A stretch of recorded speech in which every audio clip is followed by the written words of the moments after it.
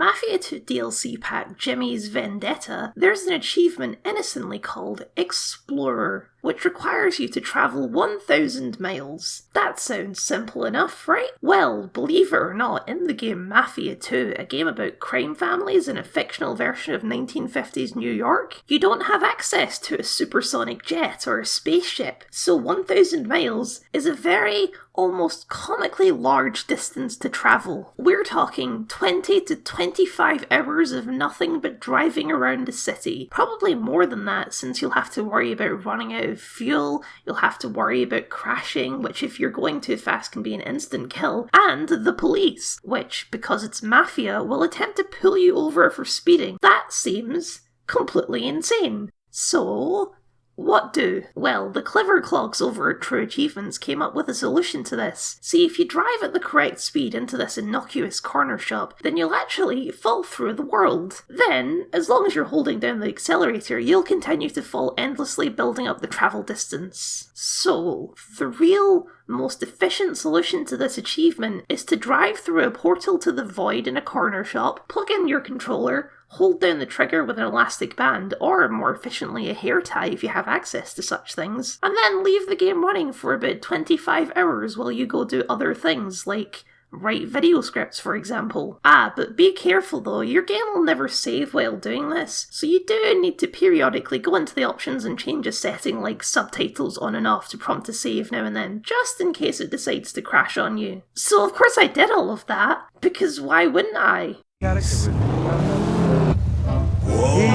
never welcome anywhere he goes.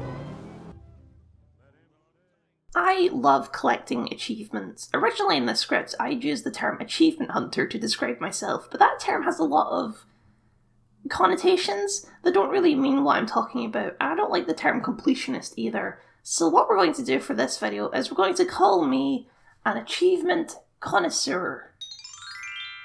This is the name we're giving to someone who plays games specifically to unlock all of the achievements, and while PlayStation and Steam both have similar systems, achievements are both directly tied to their platform of origin, Xbox. The ACC is quite the illustrious club, so let me give you my creds. At time of recording, I currently sit at 278,605 gamer score, with 166 completed games under my belt, with a total completion score of 70.4 across all games in my library. That puts me at a rank of just over 10k on the True Achievement site ranking, which is the largest website I know of for achievement connoisseurs to gather. That's 10k of a total 650k on the site, and a lot more people who aren't registered on the website, so you know, pretty high up all things considered. Among my most ridiculous accomplishments, I've 100%ed The Witcher 3 twice. I'm the 10th registered person on the site to 100% For Honor, which requires getting the Loyalty and Righteousness achievement, which you get for getting one of the new Wu Lin heroes to Reputation 7 within the first week of the DLC, which I did, with a total playtime of almost 250 hours.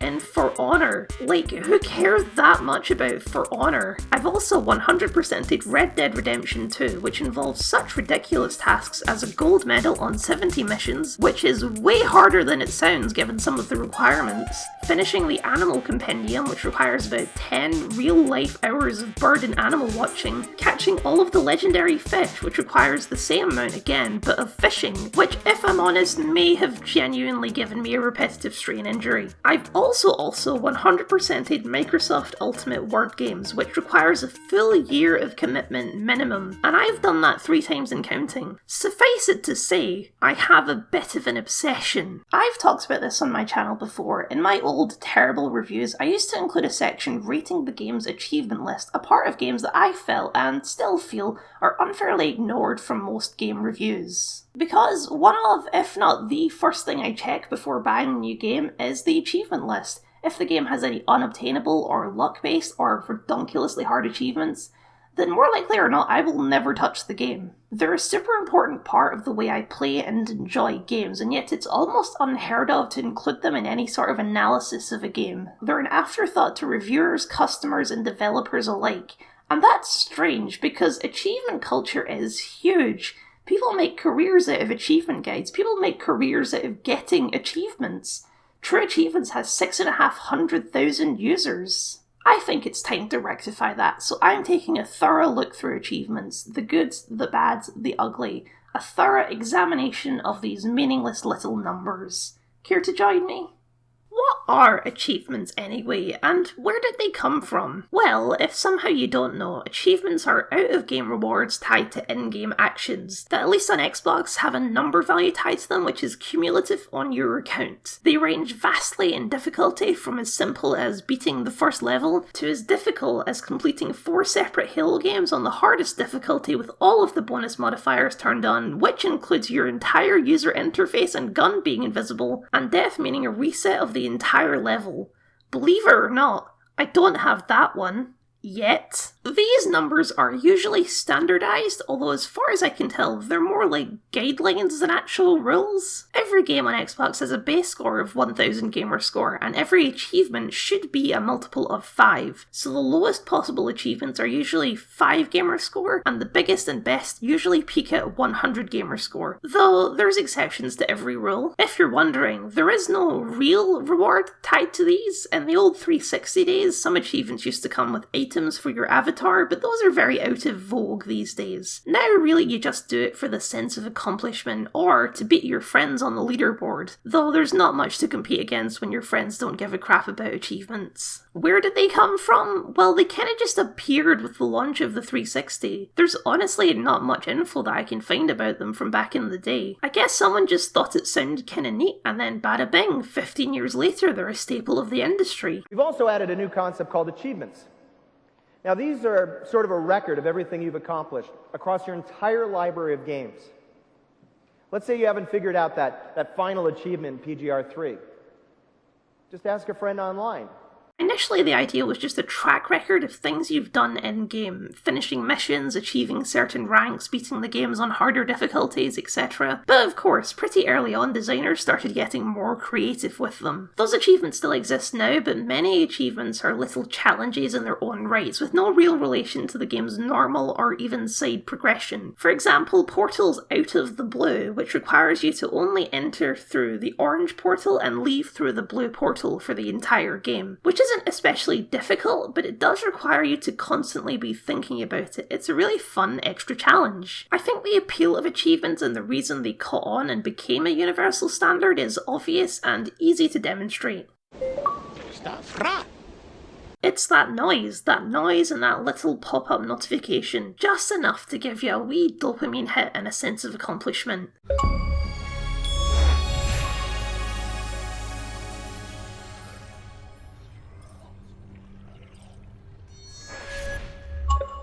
Now, arguably, this is a complex mechanism basically engineered to be addictive. Arguably. But let's not jump straight to condemnation, shall we? Addictive does not mean exploitative, does not mean bad, necessarily. After all, coffee is addictive, and most people aren't clamoring to condemn coffee. Spilled that all over my shirt. That's great. Is that showing up on camera?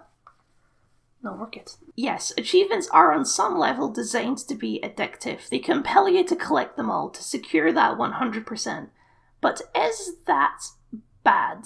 The answer, like all things in this nebulous grey area we call existence, is it depends. The utility of achievements from a game designer's perspective is that they increase player retention. A player might not normally play the game on hard mode or collect all the collectibles, but dangle a shiny prize for doing that at the end and they just might, which is obviously a useful tool for a designer to have. Is it bad to psychologically trick people into playing your game for longer? In most modern cases, I'd say yes, because modern games are a super triple capitalism nightmare hellscape of loot boxes and daily challenges rewards and battle passes and made-up currencies atop made-up currencies and so on and so much worse. But when it comes to achievements, at least in the early days, there's a lot less malice behind it, especially since achievements, by their nature, create a definitive end state. If you play games like I do, then that 100% is the end. Done. Bye forever. Achievements are addictive, sure, but the biggest consequences are A, spending more time playing games, which isn't exactly the end of the world in society as we we know it, and B, buying a lot of games that you probably wouldn't have otherwise, which is how you discover hidden gems that you actually love. But I'm getting ahead of myself. When it does get a bit iffy is when we get into DLC. DLC, of course, can have achievements, and if you're a completionist like me, then that is a huge incentive to buy them, especially since, at least the way Xbox does it, DLC counts towards that total 100% completion. So you could have gotten every achievement in the base game and only be at like a 67% completion because you don't own the DLC. So in a sense, you could see those achievements as a psychological trick into buying DLC. Here's the flip side though, if a DLC doesn't have achievements, there's basically zero chance of me buying it. Let's revisit our opening example for a sec. Mafia 2 has 3 DLC packs, all of quality ranging from kinda dull to not good. The Betrayal of Jimmy, Jimmy's Vendetta, and Joe's Adventures. I have not touched The Betrayal of Jimmy because it doesn't have achievements, and I do not care about Jimmy. Jimmy sucks. I've spent more time with Jimmy than any other protagonist in the game, but also I hate him. I think the main reason for this is what I said before. Once I've got the 100%, the game's done. Even if it's not technically done, in my brain 100% means done. When I call myself a completionist, I actually don't think that's entirely true, because I don't strive to complete everything in the game. I strive to complete every achievement. Often those are one and the same, but not always. To keep beating on a dead Jimmy, every mission in Jimmy's Vendetta has a letter rating tied to it, your classic F to S rank setup. But there is no achievement tied to S ranking every mission, so in my mind anyway, why bother? At the end of the day, I just don't think I'm very good at self-direction. It's very rare that I can sit down and just play a video game.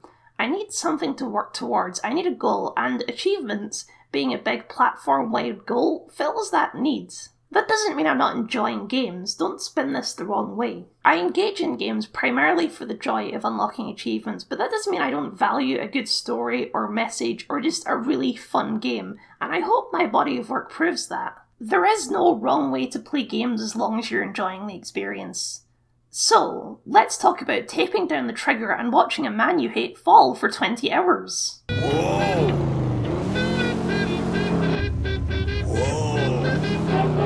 Now that you know what an achievement is and how it works to psychologically compel you to collect it, let's talk about what it is that makes an achievement bad. The most basic of bads are, of course, the achievements that are literally impossible. Generally, these are the achievements that are tied to external services that no longer exist. For example, in Fable 2, a game from 2005, there's an achievement for collecting all 6 hero dolls, one of which you can only get from visiting fable2.com, a website that no longer exists. Whoops. If a game has these, it's an instant no from a would-be achievement connoisseur. Unless the achievement is named innocuous enough that we don't notice, haha!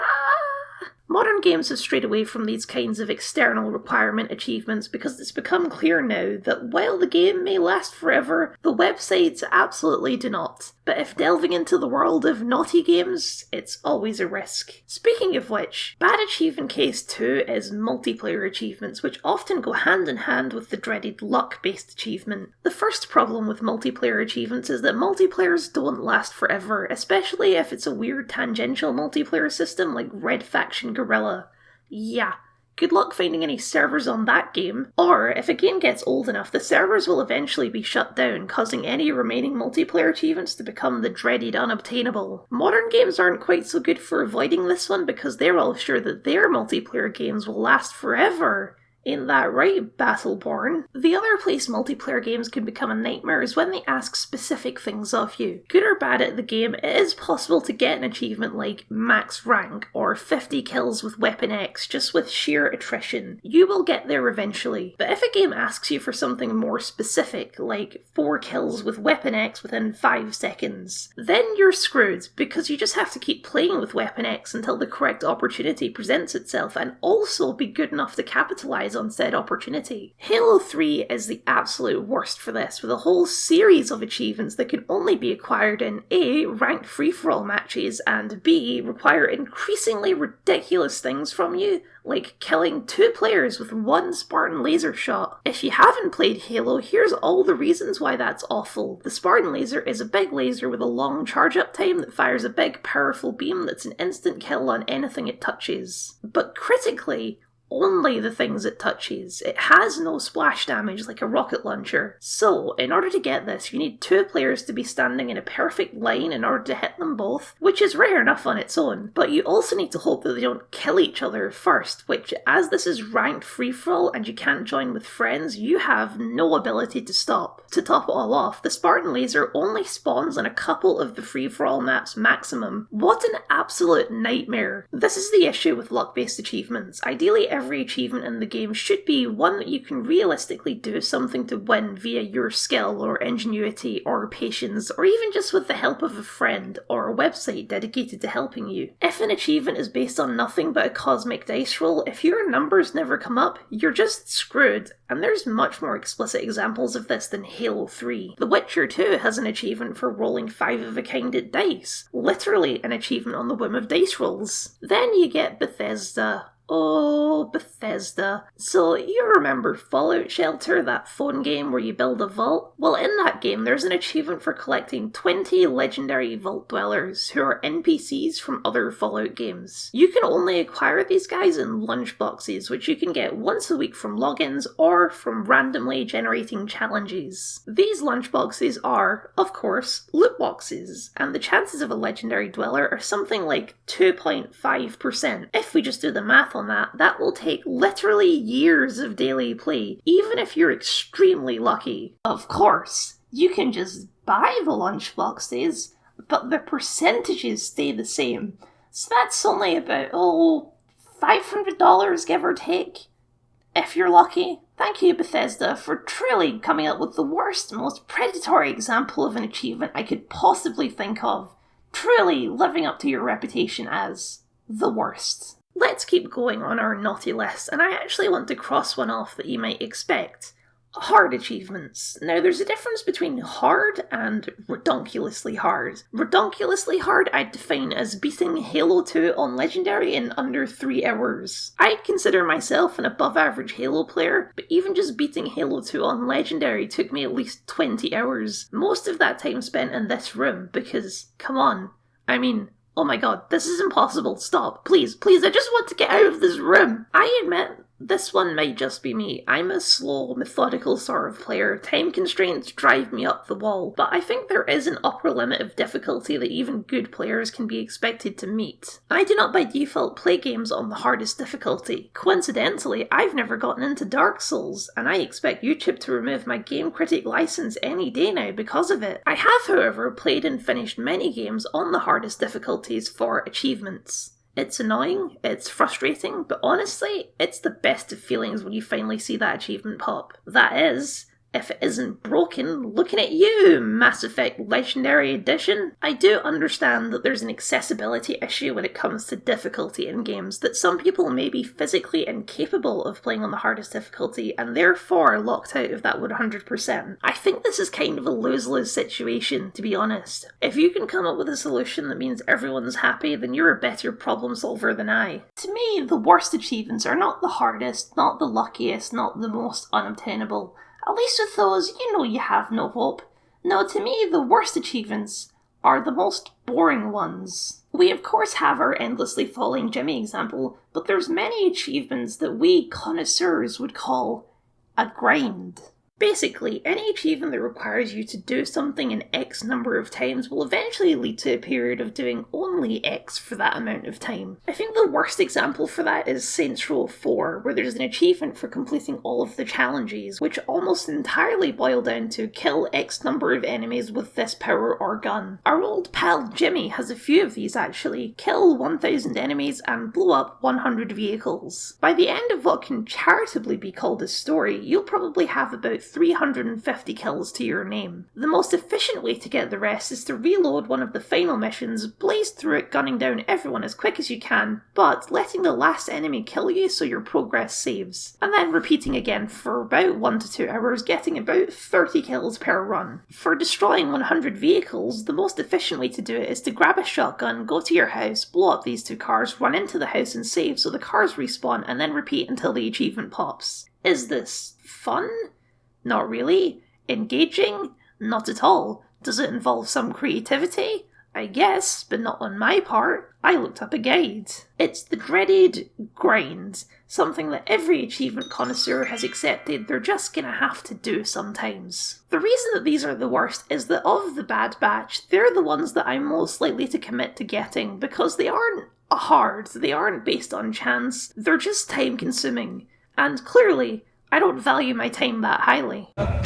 I don't hate doing this, but that's because I have a process. I stick on some YouTube videos and absent-mindedly chip away at what needs done. It's an inoffensive way to spend an afternoon, but oh boy, good luck trying to convince someone that you're not wasting your time. Let's pivot and talk about good achievements. Like most things, explaining why something is good is much harder than explaining why something is bad. You can point to an unobtainable achievement, say it's bad, and most people will not disagree with you on that. When you start saying something is good, that's when you start inviting arguments. I talked about difficult achievements already, so we can skip that. I think they're good as long as they're accomplishable by a human being and not a supercomputer. I'm going to categorise the remaining achievements as fun, funny, clever, and completionist. Fun is something like the Portal example from before, or other additional challenges that change the way you play for the sake of an achievement. Halo 3 ODST's Good Samaritan, which requires you to complete the game without killing any engineers, is another good example. Or Costume Quest 2's Hardcore mode, which requires you to use the candy corn costume for the whole game, meaning one of your party is always a useless candy corn that just sits there and taunts people. Something more involved would be like some of the specific achievements in Assassin's Creed, normally involving killing groups of people in a certain way, which involves some planning and thinking of how you're going to pull it off, but is ultimately a skill challenge and not a luck one. Or take one of the Assassin's Creed game's bonus mission objectives that are really only there for achievement connoisseurs like me to test our mettle. Funny achievements are generally quite easy, but require you to do something odd in order to unlock them. Fable 3 has quite a few of these, but my favourite is probably Henry VIII, which requires you to marry 6 people and kill 2 of them. Although there's plenty of examples across all games of designers getting fun and creative with achievements. Red Dead Redemption's Manifest Destiny requires you to kill every buffalo in the game, which is grim, but also pretty darkly comedic. Or there's the classic Dastardly, which requires you to hog-tie a woman and place her on the train tracks and watch as she's run over by a train. Again, pretty grim, but also kinda funny. No, the achievement is even a picture of a mustache and monocle. Or there's a personal favourite of mine, Achievement Unlocked from the game Coffee Talk, which is unlocked when a character in the game says Achievement Unlocked. Completionist achievements are pretty self-explanatory. Do all of the things, get an achievement for it. The most infamous example of these are probably collectibles, but as a person who likes seeing numbers go up, I find enjoyment in doing all there is to do and collecting all that there is to collect. The pinnacle of these kinds of achievements are, of course, the LEGO games. A franchise built for completionists. Then we get to clever achievements. Now, some of the funny achievements could also fit this category, but in my mind, there's only one game that qualifies as truly using achievements in a clever way, and that is, of course, Wandersong. I did it! I finally found an excuse to talk about how good Wandersong is again. Wandersong uses achievements in a metatextual way to reinforce the themes of the game. How? By awarding achievements to the antagonist instead of your player character. I've made a whole video about Wandersong and how clever it is that you can go and watch after this, but the core of it is, Wandersong is a game with a lot to say about the fun of video games, and it uses achievements in a really clever way to do so. God, it's so good! I love Wandersong so much! Wandersong is also being used, however, to illustrate an interesting point, that achievements change the way we think about games. Unless you're Nintendo, you can't make games anymore without including achievements. They're a necessary part of appearing on the platform, and that has consequences. The narrative impact of achievements is a very strange thing if you think about it. What does it say about Jimmy that he's killed 1,000 people for a little digital trophy? What does it say about me that I did that? There's some weird stuff that pops up if we start looking at achievements in this way, like how do we take something like Mafia 3's Next Time Swim Faster, which you get for being eaten by an alligator. That's pretty funny if it was an accident, but if you're intentionally seeking this one out, this is an achievement that asks you to kill yourself for an award. That's what we in the business call a yikes. Not a good look. Maybe reconsider this. Maybe don't reward people for committing suicide. Actually, alligators kill on average one person in the United States per year, and this is really disrespectful to their family, singular. But let's maybe not interpret this in the worst possible way imaginable. The pursuit of this achievement is still actively detrimental to your immersion in the game world, right? It's making the experience blatantly artificial because it ultimately forces you to confront that death is meaningless. You can always just respawn and do it again. We're skirting dangerously close to the dreaded "are games art" question because there's a definite pull away from your critical thinking when you're going after achievements. Achievements have turned me into a monster many times, be it an achievement for joining the evil faction or an achievement for killing 1,000 enemies. But when you're grinding, you've long since stopped thinking of these people as characters. You see them for the digital simulacrums that they are. You're memorizing their spawn points and patrol patterns and what guns each of them have. You're seeing that they're the same 6 models with 4 voice actors between them. You're breaking the reality of the game world in your own mind. I've been quite harsh on Mafia 2 throughout this video, but the thought has occurred to me, and I have no way to confirm this, but it feels right. I think these achievements are a joke at my expense. I mean, obviously not me personally, but people like me. I think that these achievements are a joke by the developers to see what ridiculously tedious tasks they can get people to do. Driving 1,000 miles is a ridiculous thing to ask of your players. There's no conceivable way they thought that was reasonable. Hell, maybe it's some sort of punishment for not playing the Betrayal of Jimmy. It wouldn't be the first time a developer has poked fun at achievement connoisseurs.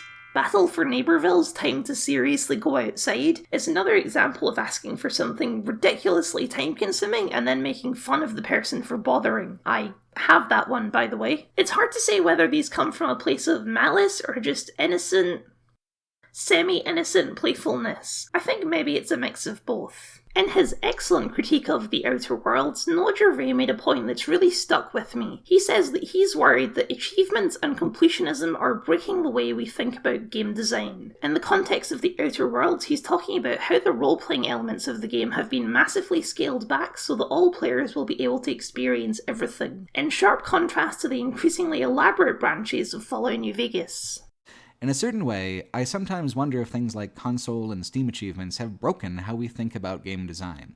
A completionist mindset is damaging to a good RPG, where, in an ideal world, you define a role for yourself that is unique to the point of excluding other paths. And he is absolutely right. The landscape of games is different than it used to be, driven more and more into that completionist design mindset. Open worlds full of side objectives and collectibles dominate the market, and it's hard to believe that achievements had nothing to do with that. When games are designed with achievements in mind, this is exactly the kind of design that dominates. And that's great for me. I love these kinds of games, give me more. But I do worry for everyone else. This is a similar point I made in my last video, but choice is one of the things that makes video games a distinct form of media. And the idea that a player should be able to do everything is kind of antithetical to that idea. If a player should be able to see everything, then there can be no divergent paths, at least not any that have any consequences. You must, at all costs, avoid the dreaded missable achievement. A missable achievement is exactly what it sounds like, an achievement that you can miss, that will require you to play the game again if you don't get it the first time. Games with chapter select don't count. We're talking, if you miss it, time to start a new game, sunshine. These can be frustrating, especially if you have to miss them. For example, Fallout 4 has 4 endings and you get an achievement for each of them. That's 4 playthroughs or a whole lot of save game management. But I didn't include them in my bad section for a reason. I don't think they're bad. I think they're unavoidable because of what games are. That is, if the designers keep making them. I can see how this outside element, this pressure to make games more completionist friendly, could be frustrating to developers. I can see how it would drive them to put in a 1,000 miles achievement out of purely spite. After all, that's what I do. I, for one, am driven fully by spite in everything I do. But as a counter-argument, I'd like to tell you about the achievement community and what makes it so great. The achievement community is defined by cooperation and ingenuity. Our endless falling example, I didn't come up with that, I read about that on True Achievements. Were it not for the kindness of strangers, I'd be stuck doing this manually, and that would be a nightmare. But we're all on the same boat here. If you've found an ingenious solution, why not share? Yes, it relies on an exploit in the game, but if the devs aren't going to play fair, then we shouldn't either. I'm not quite as active at helping as maybe I should be, but that's because I very rarely play new games, with one exception. I bought the game Superliminal on release because I thought it looked cool, and as one of the first players on the site, I decided to help out the community with finding the collectibles, and it was a delightful experience. I was looking for them anyway, and so was everyone else, and that feeling of everyone working towards a mutual goal for no real benefit other than the sense of accomplishment, golly, it just makes you feel good, you know? There's many a nightmare achievement out there, but someone has found or is working on the solution. Multiplayer achievements on dead games? There's 4 other people out there with the same problem as you, and they're scheduling game sessions. Game doesn't provide an in-game collectible map? Somebody's got you covered. Somebody else has a 2-hour video showing you where to find every single one. Need to grind out those 1,000 kills? Here's all the most efficient ways to do it. Yes, I do think achievements break the way you think about games to some degree. Wondersong's critique of achievements, that they're superficial and not the real reason to play games, are well on the money. But at the same time, achievement connoisseurs have made their own games of these achievements. Some cases literally, True Achievements has community events like Battleship and Hangman, encouraging creative unlocking of achievements. Achievements inspire creativity, ingenuity, and cooperation, and I think that's worthwhile in its own right. Also, we can see those precious, precious numbers go up. I have to say, legendary best game ever written, Mafia 2. It's a bit of a disappointment, Nathan. It's okay. Did it not meet expectations, or was it actually bad? I don't think it's bad. I don't think it's like amazing though. It's